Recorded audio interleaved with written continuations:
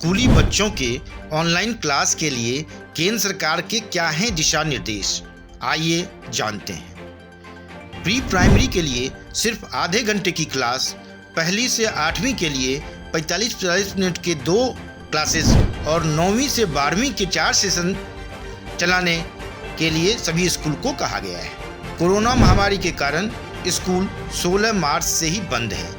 इससे 24 करोड़ से ज़्यादा बच्चों की पढ़ाई पर असर पड़ा है। 9वीं से 12वीं तक के बच्चों के लिए 30 से 45 मिनट के सेशन होंगे। ऑनलाइन पढ़ाई की कम से कम एक शिफ्ट रोजाना चलाना अनिवार्य है। ऑनलाइन क्लास पर पेरेंट्स की चिंताओं को देखते हुए केंद्रीय मानव संसाधन विकास मंत्रालय ने ऑनलाइन क्लास के लिए नए दिशा निर्देश जारी कर दिए हैं। इसमें छात्रों के लिए एक दिन में ऑनलाइन पढ़ाई का कुल समय और सेशन की संख्या तय की गई है। इसके तहत कहा गया है कि प्री प्राइमरी के बच्चों के लिए आधे घंटे से ज़्यादा की ऑनलाइन पढ़ाई नहीं होनी चाहिए। वहीं पहली से 8वीं क्लास तक के बच्चों के लिए 45-45 मिनट के 2 सेशन और 9वीं से 12वीं क्लास तक के बच्चों के लिए 30 से 45 मिनट के 4 सेशन चलाने की सिफारिश की गई है। रोज़ कम से कम एक शिफ्ट जरूरी है। ऑनलाइन क्लास के बारे में पेरेंट्स ने चिंता जताई थी। इसके बाद मंत्रालय ने इस दिशा निर्देशों को तैयार किया है। कोरोना महामारी के कारण स्कूल 16 मार्च से ही बंद हैं। इससे 24 करोड़ से ज़्यादा बच्चों की पढ़ाई पर असर पड़ा है। ऐसे में ऑनलाइन पढ़ाई को कम से कम एक शिफ्ट रोजाना चलाना जरूरी किया गया है। प्रवासी मजदूरों के बच्चों को गांव में ही एडमिशन मिलेगा। केंद्र ने कोरोना संकट में घर लौटे प्रवासी मजदूरों के बच्चों को उनके गांव में एडमिशन देने के दिशा निर्देश भी जारी किए हैं।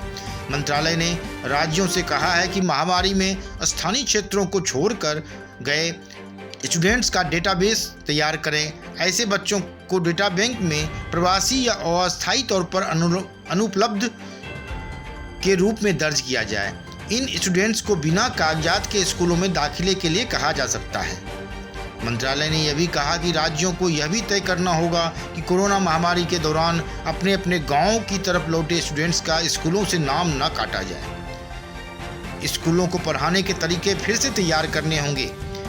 मानव संसाधन विकास मंत्री रमेश पोखरियाल ने कहा कि नए दिशा निर्देश घर पर रह रहे बच्चों को ध्यान में रखकर तैयार किए गए हैं। महामारी के असर को कम करने के लिए स्कूलों को न केवल पढ़ाने और सीखने के तरीके को फिर से तैयार करना होगा, बल्कि घर और स्कूल के लिए मिलीजुली गुणवत्तापूर्ण शिक्षा विधि भी पेश करनी होगी।